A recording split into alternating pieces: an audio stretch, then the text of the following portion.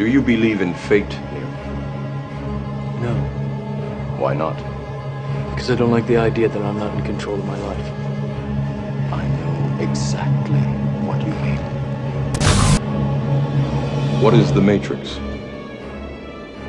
Control.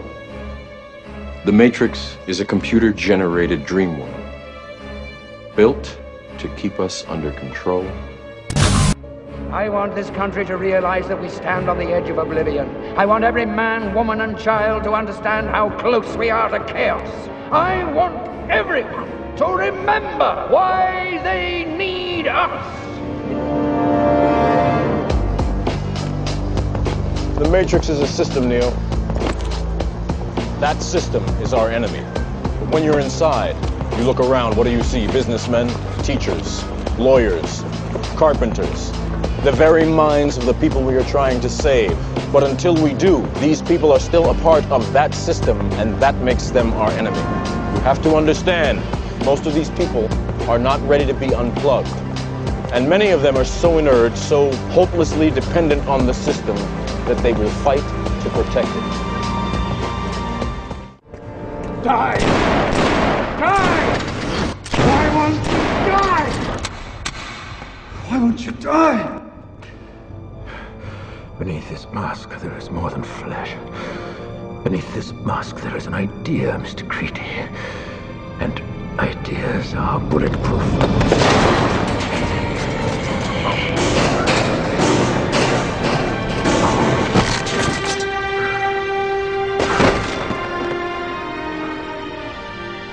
People should not be afraid of their governments. Governments should be afraid of their people.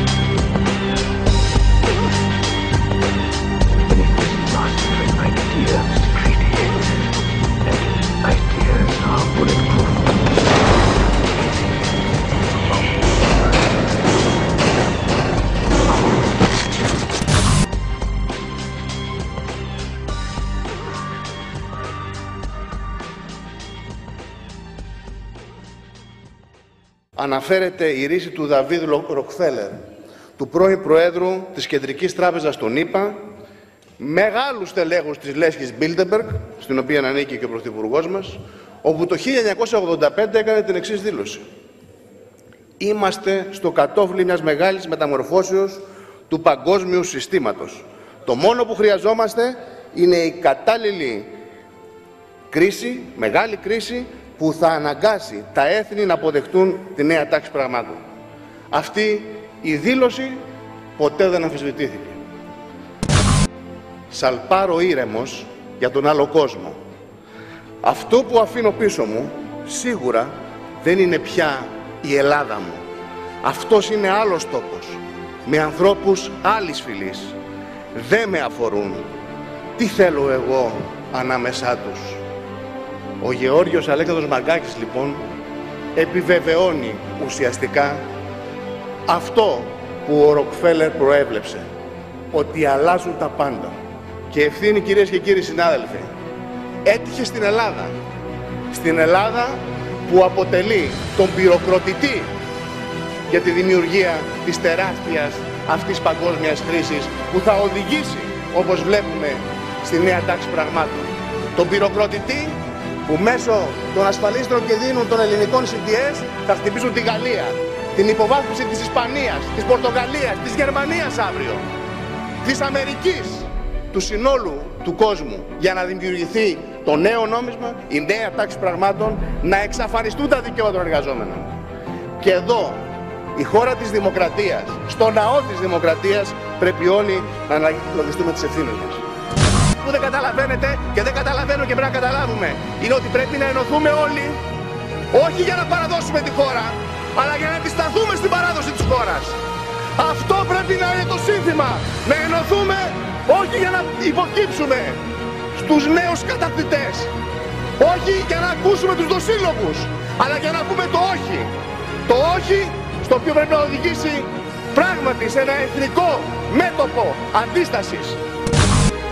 Κυρίες και κύριοι συνάδελφοι, είμαστε στη Βουλή των Ελλήνων και είπε προηγουμένως ο κύριος Παυλόπουλος ότι θα δώσουμε ψήφο εμπιστοσύνης ουσιαστικά. Δίνουμε ψήφο εμπιστοσύνης μια κυβέρνηση η οποία δέχεται να ορίζει η Γερμανή καγκελάριος εχθές ειδικό υφυπουργό επί της Ελλάδος. Δηλαδή ουσιαστικά στρατιωτικό διοικητή τον κύριο Φούχτερ. Ο κύριος Φούχτερ θα είναι ο κολλητός της κυρίας Μέρκελ που θα ελέγχει την πατρίδα μου, που θα ελέγχει τη χώρα μας, που θα ελέγχει τη δημοκρατία. Το ξέρω κύριε, εσείς έχετε υποταγή, έχετε προσκυνήσει. Θέλετε να σώσετε ό,τι μπορείτε από τους κομπίδες και τις απάτες που κάνετε. Αλλά δεν έχετε δικαίωμα, εδώ υπάρχει ελληνική σημαία. Αυτή η χώρα έχει βουλή και δημοκρατία. Δεν μπορεί να δεχτεί έναν υφυπουργό. Να πάτε στο δίστομο και να πείτε στους κατοίκους του διστόμου και στους απογόνους των εκτελεστέντων, εσείς που τους παραμυθιάζατε από δικαίσαι σαν ψευτοσυνδικαλιστής, και να τους πείτε ότι εμείς βάλαμε τον κύριο Φούχτερ σαν υφυπουργό Γερμανό. Να τους πείτε ότι ο κύριος Ράιχμπάχερ θα κάνει κομμάτι στην πατρίδα μας. Προχωράμε, κυρίες και κύριοι συνάδελφοι, στο να εκτελούμε το σχέδιο που έκανε η Goldman Sachs στην πατρίδα μας. Speaker, 8 Δευτέρου 2002. New York Times, 14 Δευτέρου 2002. Αναφέρεται ότι πληρώθηκαν 300 εκατομμύρια από την ελληνική κυβέρνηση τότε, με συντελεστή τον κύριο Πρωθυπουργό το σημερινό, σαν πρόεδρος της Τράπεζας της Ελλάδος, για να καλυφθεί ψευδώς το χρέος. Τι έγινε τότε? Βγάλαμε το swap. Ξέρετε που είναι το swap αυτό? Το swap αυτό έγινε τίτλος. Ιδιωτική εταιρεία στην Αγγλία και το χρέος πέρασε στην Εθνική Τράπεζα. Και βάλαμε τον κύριο Παπαδήμο να λύσει το πρόβλημα της Ελλάδος. Η ίδια η Goldman Sachs, αντιπρόεδρο τότε στην Ευρώπη, και τον κύριο Ντράγκη. Τον κύριο Ντράγκη και αντιπρόεδρο. Καταθέτουν στα πρακτικά για λόγους ιστορικούς πλέον. Δεν υπάρχει άλλος τρόπος. Και αυτό. Και λέμε στον Έλληνα συνταξιούχο, κοιτάξτε κάτι, θα κάνουμε αυτή την κυβέρνηση γιατί πρέπει να πληθούν μισθοί και συντάξεις. Τους παραμυθιάζατε τον Σεπτέμβριο ότι αν δεν πέραμε την έκτη δόση δεν θα είχαμε μισθούς συντάξεις. Τι έγινε? Τα βρήκαμε τα λεφτά. Λεφτά υπήρχαν. Τον Οκτώβριο μισθούς και συντάξεις. Τα ξαναβρήκαμε τα λεφτά. Τον Νοέμβριο μισθούς και συντάξεις. Τα ξαναβρήκαμε τα λεφτά. Δεκέμβριο έχουμε φτάσει. Έχουμε βρει τα λεφτά για 4 μήνες, αλλά παράλληλα απειλούμε τον συνταξιούχο ότι αν δεν στηρίξει την κυβέρνηση αυτή η έκτρωμα θα χάσει τα λεφτά του. Κυρίες και κύριοι συνάδελφοι, τελειώνω λέγοντας ακόμα μια φορά ότι η υπογραφή της Δανειακής Σύμβασης, που ψευδώς είπε ο Πρωθυπουργός προχθές στον κύριο Τσίπρα ότι δεν μας πάει προς το αγγλικό δίκαιο, δηλαδή ουσιαστικά τη δυνατότητα κατάσχεσης ιδιωτικής και δημόσιας περιουσίας, βάσει του άρθρου 15 του FSF και του 16 του FSF, που δημοσιεύτηκε πλέον, μας πάει στο αγγλικό δίκαιο, καταργεί την εθνική κυριαρχία και οδηγεί μετά τη χρεοκοπία που την ανακοίνωσε μάλιστα σήμερα η Τράπεζα της Αγγλίας στην κατάσχεση της δημόσιας και της ιδιωτικής περιουσίας. Εδώ δεν πρόκειται για πολιτική απόφαση, συνάδελφοι. Εδώ πρόκειται περί παράδοση της χώρας. Δεν με ενδιαφέρουν ούτε κομματικές ταυτότητες, δεν με ενδιαφέρουν ούτε οι λίστες, δεν με ενδιαφέρουν ούτε τα οφίτσια. Όπως πρέπει να μας ενδιαφέρει όλους, είναι η πατρίδα μας που να μας ενδιαφέρει. Ας αφήσουμε τους νεοφιλελεύθερους και τους προσκυνημένους και εκείνους που έχουν γονατίσει στις αγορές να πάνε μαζί και ας ενωθούμε οι υπόλοιποι. Από όπου και αν ανήκουμε. Από το Κομμουνιστικό Κόμμα, το ΣΥΡΙΖΑ, τη Νέα Δημοκρατία, το ΠΑΣΟΚ. Ας διασφαλίσουμε το αύριο της πατρίδας και των παιδιών μας. Δεν υπάρχουν περιθώρια. Κυρίες και κύριοι συνάδελφοι, έχουμε δώσει όρκο. Θυμηθείτε το. It's an attempt to create a new world monetary structure. It's planned speculative attack on Greek bonds and the euro using leverage rates of 20 to 1. Who was there? Το πρόγραμμα που έχει οργανωθεί από ξένα κέντρα προκειμένου να αποτελεστεί η εθνική κυριαρχία προχωρά κανονικά. Συζητούμε εδώ μόνο για τα οικονομικά του προϋπολογισμού αυτού. Συζητούμε για την επίθεση που γίνεται σε εργαζόμενους, σε συνταξιούχους, σε μικρομεσαίους επαγγελματίες, στην ελληνική οικογένεια. Και δεν συζητούμε για αυτά που παράλληλα συμβαίνουν στα εθνικά μας θέματα. Γιατί εκεί είναι ο στόχος. Ο στόχος είναι η απώλεια της εθνικής κυριαρχίας. Κυρίες και κύριοι συνάδελφοι, την εβδομάδα που ήρθε ως έπαρχος ο Στρόσκαν να μιλήσει στην Επιτροπή της Βουλής, μη δεχομένως ερωτήσεις παρά μόνο από συγκεκριμένους που θα υποδεικνύονται, η Ευρωπαϊκή Ένωση, στην Ευρωπαϊκή Ένωση, δίπλα στο Ευρωπαϊκό Κοινοβούλιο και με την σύμφωνη γνώμη του Ευρωπαϊκού Κοινοβουλίου, έγινε δεκτή η μη κυβερνητική οργάνωση Ευρωπαϊκή Ομοσπονδία Τούρκων της Δυτικής Θράκης ως συνδυασμένη μη κυβερνητική οργάνωση με την Ευρωπαϊκή Ένωση. Αυτό δε έγινε δεκτό για τον Έλληνα αντιπρόσωπο. Τι σημαίνει αυτό, κυρίες και κύριοι συνάδελφοι? Ότι καταργείται η συνθήκη της Λοζάνης. Ξεκινάει ο αγώνας για την αυτονόμηση της Θράκης. Ξεκινάει ο αγώνας προκειμένου να παραδοθεί η Θράκη σε ένα αυτόνομο κράτος τύπου Κωσόβου. Έτσι ξεκίνησε το Κόσοβο. Και μάλιστα, προσέξτε, το καταστατικό αυτό είναι ένα καταστατικό το οποίο γίνεται με τις ευλογίες των Γερμανών και κατατίθεται στο ειρηνοδικείο του Γκίσεν της Γερμανίας.